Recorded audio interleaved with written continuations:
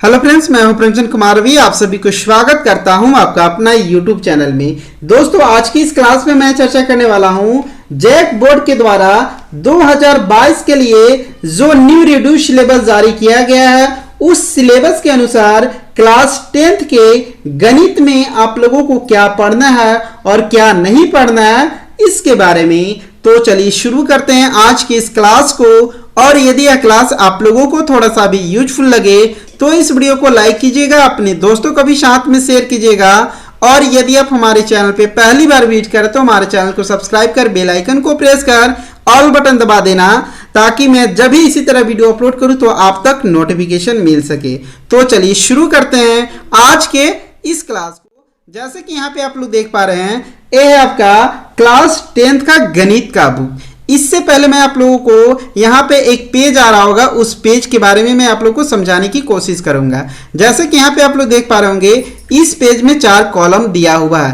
पहले कॉलम में यहाँ पे आपका पार्ट का नाम दिया हुआ है, दूसरे कॉलम में यहाँ पे आपका पहले कॉलम में पार्ट का संख्या दिया हुआ है, दूसरे कॉलम में यहाँ पे आपका पार्ट का नाम दिया हुआ है, तीसरे कॉलम में दिया हुआ है सीमित पाठ्यक्रम हेतु चयनित का नाम। मतलब जो चैप्टर आप लोगों को न्यू रिड्यूस सिलेबस के अनुसार पढ़ना है, उस चैप्टर के आगे हाँ लिखा हुआ है, और जिस चैप्टर को आप लोग को नहीं पढ़ना है उस चैप्टर के सामने नहीं लिखा हुआ। इसके बाद एक और कॉलम है, यदि किसी चयनित पाठ के किसी उपखंड को चयनित नहीं किया गया है तो उस उपखंड का नाम लिखा हुआ। इसका मतलब है कि जो चैप्टर आप लोग को पढ़ना है, ठीक है, उस चैप्टर में आप लोग को कुछ टॉपिक को नहीं पढ़ना है, उसके बारे में कॉलम चौथे में मेंशन किया हुआ है कि मतलब जिस चौथे कॉलम में जो आपका मेंशन किया हुआ है उसको आपको न्यू रिड्यूस सिलेबस के अनुसार नहीं पढ़ना है। तो ये तो हो गया आपका इस पेज के बारे में। अब चलिए बात कर लेते हैं कि इस बुक में आप लोगों को कौन कौन सा चैप्टर पढ़ना है नए रिड्यूस सिलेबस 2022 के अनुसार। ठीक है, तो सबसे पहले हम बात कर लेते हैं कि वास्तविक संख्या में आप लोगों को क्या नहीं पढ़ना है। किसमें? वास्तविक संख्या में आप लोगों को क्या नहीं पढ़ना है, कौन कौन सा टॉपिक नहीं पढ़ना है। तो जैसे कि यहाँ पे आप लोग देख पा रहे हैं, इसमें आप लोगों को क्या दिया हुआ है, 1.1 ये आपका भूमिका दिया हुआ है, 1.2 यहाँ पे यूक्लिड विभाजन प्रेमिका दिया हुआ है। इसके बाद यहाँ पे आपका 1.3 अंकगणित की आधारभूत परिमेय दिया हुआ है। इसके बाद 1.4 अपरिमेय संख्याओं का पुनर्भ्रमण दिया हुआ है। इसके बाद 1.5 यहाँ पे आपका दिया हुआ है परिमेय संख्याओं और उनके दशमलव प्रसारों का पुनर्भ्रमण। इसके बाद 1.6 यहाँ पे आपका दिया हुआ सारांश। तो देखिए, ये आपका चैप्टर हो गया वास्तविक संख्या है। इस वास्तविक संख्या में ये सभी क्या हो गया, टॉपिक हो गया। तो इसमें से आप लोगों को कौन कौन से टॉपिक नहीं पढ़ना है, तो इसमें से आपको कौन सा टॉपिक नहीं पढ़ना है, तो ये है आपका 1.4, ये आपका टॉपिक है, प्रश्नावली नहीं, इस पे आपको ध्यान देना है। 1.4 जिसका नाम है अपरिमेय संख्याओं का पुनर्भ्रमण, इसको और 1.5 को नहीं पढ़ना है। तो अब यहाँ पे आपको क्या पढ़ना है, तो चलिए यहाँ पे बात कर लेते हैं। तो देखिए यहाँ पे ये आपका वास्तविक संख्या है, इसमें आप लोगों को कौन कौन सा चैप्टर पढ़ना है। तो देखिए, इसमें आपको जो पढ़ना है वो है आपका 1.1, इसको आपको न्यू सिलेबस के अनुसार क्या करना है, पढ़ना है। ठीक है, इसके बाद अगर हम बात कर लेते हैं 1.1 पढ़ना है, इसको आपको टिक कर लीजिए, इसको पढ़ना है। इसके बाद 1.2 इसको भी आपको क्या करना है, पढ़ना है। इसके बाद किसको नहीं पढ़ना, देखिए यहाँ पे आप लोग देख पा रहे होंगे, यहाँ पे जैसे कि यहाँ पे आप लोग देख पा रहे हैं अपरिमेय संख्याओं का पुनर्भ्रमण। देखिए, इस टॉपिक को आपको नहीं पढ़ना है। अब इस टॉपिक को नहीं पढ़ना है तो इससे संबंधित जो क्वेश्चन दिया रहेगा उसको भी आपको नहीं पढ़ना है। ठीक है, तो इस टॉपिक से संबंधित आपका कौन प्रश्नावली है, तो ये है आपका 1.3। तो देखिए, न्यू सिलेबस के अनुसार आप लोगों को प्रश्नावली 1.3 नहीं पढ़ना है, तो इसको भी आपको काट देना होगा। इसके बाद आपको क्या नहीं पढ़ना है, तो देखिए एक और यहाँ पे है 1.5, ये भी एक टॉपिक है, इसको आपको नहीं पढ़ना है। तो देखिए, इस टॉपिक को नहीं पढ़ना है, तो इस टॉपिक से संबंधित जो आगे क्वेश्चन दिया रहेगा उसको भी आपको क्या नहीं पढ़ना है। तो इसके आगे कौन सा प्रश्नावली है, तो ये है आपका 1.4। देखिए यहाँ पे 1.4 है, तो इसको भी आपको न्यू सिलेबस के अनुसार नहीं पढ़ना है, तो इसको भी आप लोग काट दीजिए। ठीक है, तो देखिए वास्तविक संख्या में आपका टोटल कितना एक्सरसाइज है, 1.1, 1.2, 1.3 और 1.4 है। यही है, मतलब प्रश्न वाली 1.1, प्रश्न वाली 1.2, प्रश्न वाली 1.3 और प्रश्न वाली 1.4, ये है 4 मतलब चैप्टर है, इसमें आप लोगों को कौन कौन सा नहीं पढ़ना है, तो इसमें आप लोग को प्रश्नावली 1.4 को नहीं पढ़ना है और प्रश्नावली 1.3 को नहीं पढ़ना है। इन दोनों को आपको क्या करना है, काट देना है। ठीक है, ये आपका हो गया वास्तविक संख्या का। आगे हम बात कर लेते हैं बहुपद में आप लोगों को कौन कौन सा चैप्टर पढ़ना है, किसमें, बहुपद में आप लोगों को कौन कौन सा टॉपिक पढ़ना है, जैसे यहां पे देख पा रहे हैं। ठीक है, तो इसमें आप लोगों को कौन सा टॉपिक नहीं पढ़ना है, तो देखिए इसमें आप लोग को जो एक्सरसाइज पढ़ना है वो है आपका यहां पे देखिए प्रश्नावली 2.1, इसको आपको पढ़ना है। क्या करना है, प्रश्नावली 2.1 इसको आपको पढ़ना है। इसके बाद प्रश्नावली 2.2 को भी आप लोग को पढ़ना है। प्रश्नावली 2.2 को भी आपको न्यू सिलेबस के अनुसार पढ़ना है। इसके बाद आपको क्या नहीं पढ़ना है, कौन सा टॉपिक नहीं पढ़ना है, तो वो है आपका 2.4। जैसे यहाँ पे आप लोग देख पा रहे होंगे, इस टॉपिक को आप लोगों को न्यू सिलेबस के अनुसार क्या कर दिया गया, हटा दिया गया। तो देखिए इस टॉपिक को हटा दिया गया है, तो इस टॉपिक से संबंधित जो आगे क्वेश्चन होगा उसको भी आप लोग को नहीं पढ़ना है। तो इस टॉपिक से संबंधित कौन सा क्वेश्चन है, तो वो है आपका 2.3। तो देखिए यहाँ पे आप लोग देख पा रहे होंगे, तो न्यू सिलेबस के अनुसार आप लोगों को 2.3 नहीं पढ़ना है, तो इसको आपको काट दीजिए। ठीक है, तो देखिए बहुपद में आप लोगों को कौन सा चैप्टर नहीं पढ़ना है, तो बहुपद में आप लोगों को 2.3 आपको न्यू सिलेबस के अनुसार नहीं पढ़ना है। तो ये आपका हो गया बहुपद। आगे हम बात कर लेते हैं दो चर वाले रैखिक समीकरण में आप लोगों को कौन कौन सा टॉपिक पढ़ना है। तो देखिए ये है आपका दो चर वाले रैखिक समीकरण यू, इसमें आप लोगों को कौन कौन सा नहीं पढ़ना है, तो देखिए इसमें जो आप लोग का पढ़ना है, इसमें आप लोगों को कौन कौन सा पढ़ना है, तो 3.1 इसको आपको पढ़ना है, 3.2 आप लोगों को पढ़ना है, 3.2 इसको भी आपको पढ़ना है, 3.3 इसमें आप लोगों को कौन सा नहीं पढ़ना है वो देखिए। ठीक है, इसमें जो आप लोग का नहीं पढ़ना है वो है आपका 3.5 का जो टॉपिक है। जैसे यहां पे आप लोग देख पा रहे होंगे, यहां पे देखिए, मैं उम्मीद करता हूं कि आप लोग को स्पष्ट दिखाई दे रहा होगा, जैसे कि यहां पे आप लोग देख पा रहे होंगे। ठीक है, इस टॉपिक को आप लोग को नहीं पढ़ना है। 3.5 दो चरों के रैखिक समीकरणों के युग में बदले जा सकने वाले समीकरण, इसको आपको नहीं पढ़ना है न्यू सिलेबस के अनुसार। तो देखिए जब इसको आपको नहीं पढ़ना है तो इस टॉपिक से संबंधित जो भी क्वेश्चन रहेगा उसको आपको नहीं पढ़ना है। तो देखिए इस टॉपिक से संबंधित कौन सा एक्सरसाइज है, तो ये है आपका 3.6।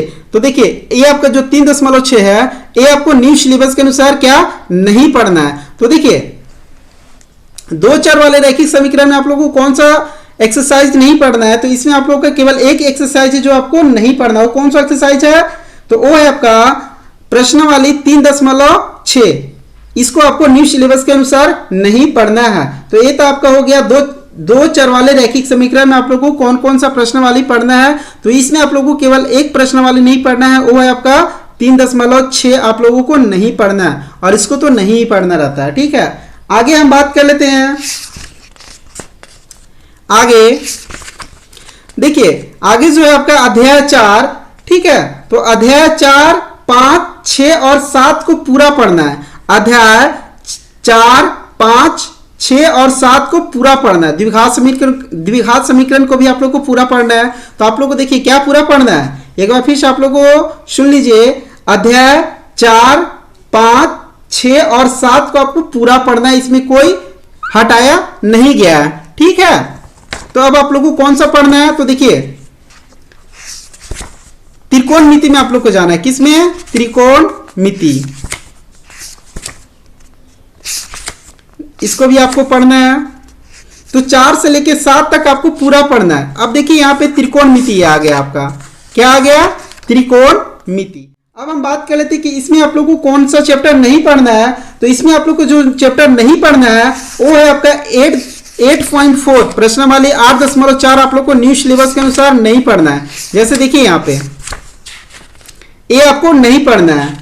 क्यों नहीं पढ़ना है, जैसे कि यहाँ पे आप लोग देख पा रहे होंगे, जो न्यू सिलेबस जारी किया गया उसमें मेंशन किया हुआ है कि 8.5 जो टॉपिक है इसको आपको न्यू सिलेबस के अनुसार नहीं पढ़ना है, जैसे कि यहाँ पे आप लोग देख पा रहे हैं। ठीक है, तो देखिए त्रिकोणमिति में आप लोगों को कौन सा चैप्टर नहीं पढ़ना है, तो प्रश्नावली 8.4 इसको आपको त्रिकोणमिति में नहीं पढ़ना, तो इसे आप लोग काट दीजिए। इसके बाद हम बात कर लेते हैं किसका, अध्याय 9 का। अध्याय 9 में क्या है, तो देखिए यहाँ पे त्रिकोणमितीय के कुछ अनुप्रयोग। यहाँ पे ऊंचाई दूरी है 9.1 को आपको क्या करना है, पूरा पढ़ना है। ठीक है, तो देखिए इसको भी आपको पूरा पढ़ना है। इसके बाद आगे हम बात कर लेते हैं 10 में। वृत्त में आप लोग को क्या नहीं पढ़ना है, तो इसमें आप लोग को जो नहीं पढ़ना है वो देखिए 10.1 इसको आपको पढ़ना है। ठीक है, इसको क्या करना है, इसको आपको पढ़ना है। तो इसमें आप लोग को क्या नहीं पढ़ना है, तो देखिए यहाँ पे इसको 10.2 जैसे कि यहाँ पे आप लोग देख पा रहे होंगे। ठीक है, तो वृत्त में आपको 10.2 को आपको नहीं पढ़ना है। प्रश्न वाली 10.2 का आपको नहीं पढ़ना है न्यू सिलेबस के अनुसार। इसके बाद अगर हम बात करें आगे अध्याय 11 मतलब रचना, तो इसमें आप लोग को न्यू सिलेबस के अनुसार पूरा पढ़ना है। ठीक है, 11.1 और 11.2 को पूरा आप लोग को पढ़ना है। ठीक है, इसके बाद अगर हम बात करें वृत्तों से संबंधित क्षेत्रफल, इसमें आप लोग को क्या नहीं पढ़ना है, तो इसमें देखिए आप लोग को कौन सा चैप्टर नहीं पढ़ना है, तो इसमें आप लोग को जो नहीं पढ़ना है वो है आपका 12.1। इसको आपको न्यू सिलेबस के अनुसार नहीं पढ़ना है, तो इसको आप लोग काट दीजिए।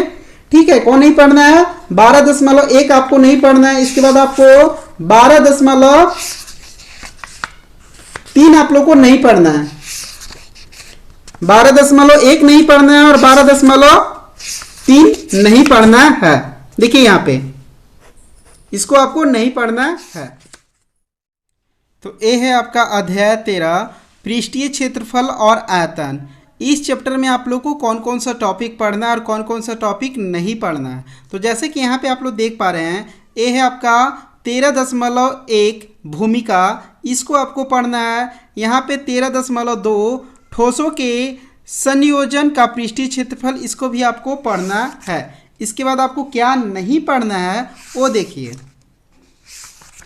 जैसे कि यहाँ पे आप लोग देख पा रहे हैं, ये आपको नहीं पढ़ना है। क्या नहीं पढ़ना है, देखिए 13.4 एक ठोस का एक आकार से दूसरे आकार में रूपांतरण, इस टॉपिक को आपको इस चैप्टर के अंतर्गत नहीं पढ़ना है। तो देखिए जब इस टॉपिक को ही नहीं पढ़ना है तो इससे संबंधित जो क्वेश्चन है उसको भी आप लोग को नहीं पढ़ना रहेगा। तो देखिए इस टॉपिक से संबंधित कौन सा एक्सरसाइज है, तो ये है आपका यहाँ पे जैसे कि आप लोग देख पा रहे हैं, ये कौन सा है 13.3। तो देखिए आप लोग का न्यू सिलेबस के अनुसार आप लोगों को प्रश्न वाली 13.3 इसको भी आपको नहीं पढ़ना है, तो इसको भी आपको काट लीजिए। ठीक है, इसके बाद आपको क्या नहीं पढ़ना है, तो देखिए यहाँ पे 13.5 ये आपका टॉपिक है, एक्सरसाइज नहीं है, इस पर आपको ध्यान देना है। 13.5 एक टॉपिक है शंकु का छिनक, इसको आपको नहीं पढ़ना है। जब इसी को आपको नहीं पढ़ना है तो इस टॉपिक से संबंधित जो आगे चैप्टर होगा उसको भी आपको नहीं पढ़ना है। तो इसको आपको क्या नहीं करना है, 13.4 को भी आप लोग को नहीं पढ़ना है। कौन सा 13.4 को भी आप लोगों को नहीं पढ़ना है। तो देखिए पृष्ठीय क्षेत्रफल और आयतन में आप लोगों को कौन कौन सा चैप्टर नहीं पढ़ना है, तो वो नहीं पढ़ना है। 13.3 को आपको नहीं पढ़ना है और 13.4 को आप लोगों को न्यू सिलेबस के अनुसार नहीं पढ़ना है। तो इसमें आप लोगों को क्या पढ़ना है, तो इसमें आप लोगों को जो पढ़ना है वो है 13.2 को आपको पढ़ना है और 13.1 को पढ़ना है। तो ये था आपका पृष्ठीय क्षेत्रफल और आयतन। इसके बाद हम बात करते हैं आगे सांख्यिकी में आप लोगों को कौन कौन सा चैप्टर नहीं पढ़ना है। तो देखिए इसमें आप लोग को जो पढ़ना है वो आपको 14.1 को भी पढ़ना है। ठीक है, जैसे यहाँ पे आप लोग देख पा रहे हैं 14.1 को पढ़ना है, 14 प्रश्नावली 14.2 को भी पढ़ना है, इसको भी आपको पढ़ना है। 14.3 को भी आप लोग को पढ़ना है, 14.3 जैसे कि यहाँ पे आप लोग देख पा रहे हैं 14.3 को भी आपको पढ़ना है। तो क्या नहीं पढ़ना है, तो यहाँ पे जैसे आप लोग देख पा रहे होंगे ये आपका इसी चैप्टर में एक टॉपिक है 14.5। यहाँ पे आपको ध्यान देना है, ये आपका एक्सरसाइज नहीं है, ये आपका टॉपिक है 14.5 संचयी बारंबारता बंटन का आलेखीय निरूपण। इस टॉपिक को आप लोगों को नहीं पढ़ना है। तो जब आप लोगों को इस टॉपिक को ही नहीं पढ़ना है तो इससे आगे वाला क्वेश्चन नहीं पढ़ना है। तो इससे आगे कौन सा क्वेश्चन है, तो ये है आपका 14.4। तो देखिए न्यू सिलेबस के अनुसार आप लोगों को सांख्यिकी में प्रश्नावली 14.4 को आप लोगों को नहीं पढ़ना है।